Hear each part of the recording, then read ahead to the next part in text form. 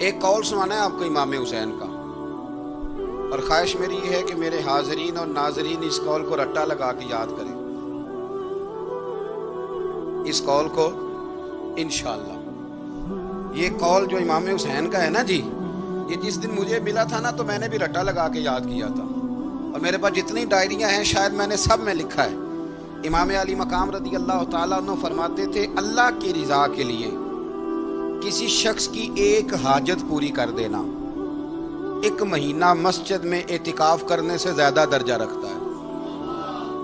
ایک بندے کی ایک حاجت پوری کر دینا 1 مہینہ پورا مسجد میں اعتکاف کرنے سے زیادہ درجہ رکھتا ہے۔ خدا کے بندے تو ہیں ہزاروں اور بنوں میں پھرتے ہیں مارے مارے، میں اس کا بندہ بنوں گا جس کو خدا کے بندوں سے پیار ہوگا۔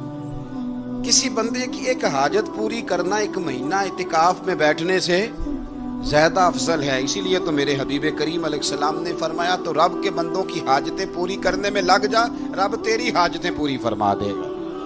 تو امام علی مقام فرماتے تھے ایک حاجت کسی کی پوری کرو۔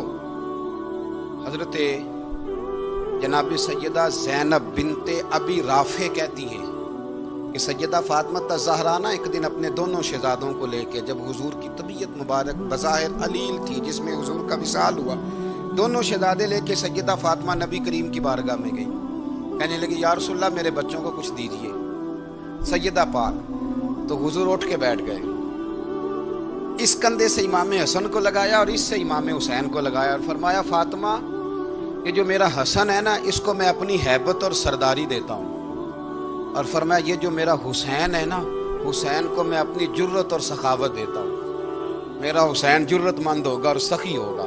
داتا گانج بخش علی حجویری امام الاولیاء سید الاصفیاء داتا صاحب کشف المعجوب میں فرماتے ہیں ایک دن نا امام حسین کے پاس ایک شخص آیا بڑی دور سے کچھ مانگنے کا، حضور کچھ دیجئے۔ وہ شخص کہتا ہے کہ میرا ظرف یہ تھا کہ 4-5 دینار ملیں گے۔ تو امام حسین فرمانے لگے تھوڑی دیر بیٹھ جا، رزق آ رہا ہے۔ تو امام حسین کو حکومت وقت کی طرف سے نا 5 تھیلیاں ملی، جس میں ایک تھیلی میں 500 اشرفیاں تھیں۔ 5 تھیلیاں آئیں، لیکن اس کو آنے میں نا ذرا دیر ہو گئی۔ وہ 5 تھیلیاں جب آئی نا تو امام حسین اس کی طرف 5 تھیلیاں بڑھا کے نا، ذرا دیکھنا میری طرف غور سے، 5 تھیلیاں بڑھا کے نا تو فرمانے لگے میاں جتنا تجھے انتظار کرایا نا اتنی ہم تیری حاجت پوری نہیں کر سکے۔ تو یہ نہ محسوس کرنا کہ حسین کے دروازے پہ بیٹھا بھی رہا ہوں تو ملا کیا ہے، یہ نہ محسوس کرنا۔ وہ شخص کہتا ہے جب میں نے وہ تھیلیاں کھولی اور پھر میری نظر امام حسین پہ پڑی تو میرے اندر سے آواز آئی اگر حسین ابن علی اتنے سخی ہیں تو محمد عربی کتنے سخی ہو۔ اگر یہ معیار ان کا ہے، ان کا یہ معیار ہے، اور خود بھیک دیں خود ہی کہیں منگتے کا بھلا ہو، خود کہنے لگے جتنا انتظار کرایا ہے اتنی تیری مدد کر سکے۔ یہ سخاوت کا معیار تھا، یہ طریقہ تھا۔ ایک دفعہ سیدنا امام حسین رضی اللہ تعالیٰ عنہ کے گھر کے اندر نا 5000 دینار آئے، مسجد میں تھے، آپ کو 5000 دینار ملے تو امام زین العابدین کہتے ہیں کہ مسجد سے لے کر گھر آنے تک امام حسین نے 5 کے 5000 اللہ کے رستے میں خیرات کر دی۔ فرماتے میں نے کہا ابا جی 5 دینار کی گھر میں ضرورت تھی، مالاں والے سخی نہیں ہوندے تے سخیاں کل مال نہیں ہوندا، ایتھے اوتھے دوویں جہانی سخی کنگال نہیں ہوندا۔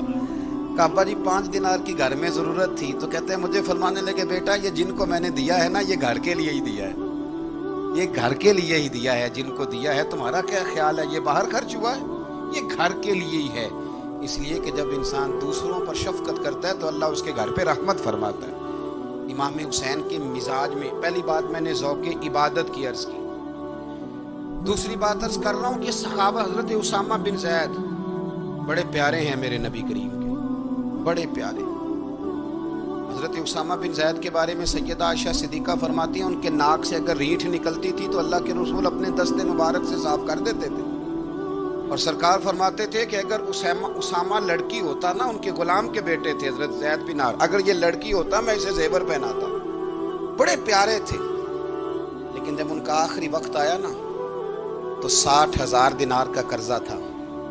رشتہ داروں سے کہا، دوستوں سے کہا، یاروں سے کہا، اور قرض ادا نہیں ہو رہا تھا، حضرت اسامہ بن زید کہتے ہیں بڑا پریشان تھا۔ جب حد ہو گئی نا تو حضرت اسامہ بن زید فرمانے لگے جاؤ کوئی حسین ابن علی کو خبر کرو، ان سے کہو میں نا غلام ہوں آپ کے نانا کا، مقروض دنیا سے چلا گیا تو کیا بنے گا۔ امام حسین کو خبر ملی تو دوڑے آئے۔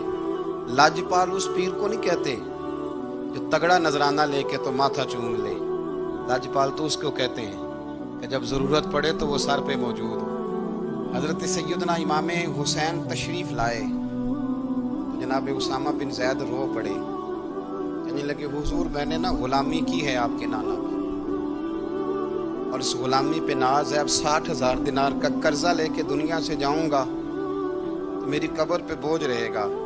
امام حسین خادم کو بھی کہہ سکتے تھے جاؤ گھر پیسے پڑے ہیں لے آؤ، امام حسین خود گئے، چادر روڑ کے تو اس کی اوٹ میں بکل میں 60,000 دینار چھپا کے لائے اور جناب اسامہ بن زید کے سامنے رکھ کے کہنے لگے اسامہ یار پیسے رات کو ہی آئے تھے، میں سوچ رہا تھا مجھے تو ضرورت نہیں، اللہ نے کس کا نصیب میرے گھر میں بھیج دیا، مجھے تو حاجت ہی نہیں تھی، اب پتہ چلا پیسے تیرے تھے، اللہ نے حسین کی ڈیوٹی لگائی ہے کہ جا کے دے آ۔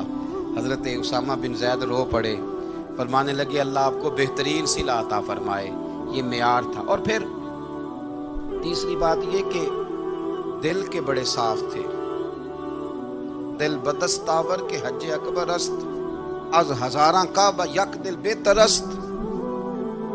شیخ سعدی کہتے ہیں کہ درویش کہتے ہیں کہ کسی کا دل رکھ لینا نا، دل راضی کر دینا کعبے کا 1000 بار حج کرنے سے بہتر ہے۔ دل بدستاور کے حج اکبر است، کسی کا دل راضی کرنا حج اکبر ہے۔ امام بڑا ہی پیار کرتے تھے، گھوڑے پہ جا رہے تھے، کچھ فقیر غریب لوگ بیٹھ کے روٹی کھا رہے تھے، کہاں رہے تھے؟ سڑک کے کنارے۔ تو امام زین العابدین فرماتے ہیں کہ جب امام حسین گزرے تو انہوں نے آواز دی حضور دل کرتا ہے ہمارے ساتھ بیٹھ کے روٹی کھائیں، کائنات کے مالک و مختار کے نواسے اور دنیا کے سب سے بڑے شہزادے گھوڑے سے اترے اور غریبوں کے ساتھ سڑک پہ بیٹھ گئے، روٹی کھانے لگے اور دیر تک کھاتے رہے، اور جب فارغ ہو گئے تو فرمانے لگے کھانے کی ضرورت بھی نہیں تھی، حاجت بھی نہیں تھی، پر تم نے آواز دی تو دل رکھنے کو بیٹھ گیا تھا، اگر اجازت دے تو چلا جاؤں۔ یہ مزاج تھا، یہ طبیعت تھی۔ آپ کے ایک بھائی ہیں چھوٹے، حضرت محمد بن حنفیہ نام ہے، حضرت مولا علی شیر خدا رضی اللہ تعالیٰ عنہ کی دوسری بیوی سے۔ ایک دن حضرت امام حسین ان کے گھر میں بیٹھے تھے تو کسی بات میں نا اختلاف رائے ہو گیا، تو امام علی مقام ناراض ہو گئے، فرمایا آج کے بعد تیرے گھر نہیں آؤں گا، رومال اٹھایا چلے گئے۔ لوگوں نے حضرت محمد بن حنفیہ رضی اللہ تعالیٰ عنہ سے کہا حسین تو ناراض ہو گئے، کبھی نہیں آئیں گے۔ آپ فرمانے لگے بھائی تمہارا ہے کہ میرا؟ جی بھائی تو آپ کے ہیں۔ فرمایا اگر کہو تو چند منٹوں میں حسین واپس آئے۔ جناب ناراضگی ہو گئی ہے۔ فرمایا ناراضگی ہوئی ہے پر میں اس کے دل کی نرمی کو تو جانتا ہوں، اس کے مزاج کے اندر جو محبت ہے اس سے تو ابھی آئے۔ کہا جناب وہ کیسے؟ فرمانے لگے دیکھنا ذرا۔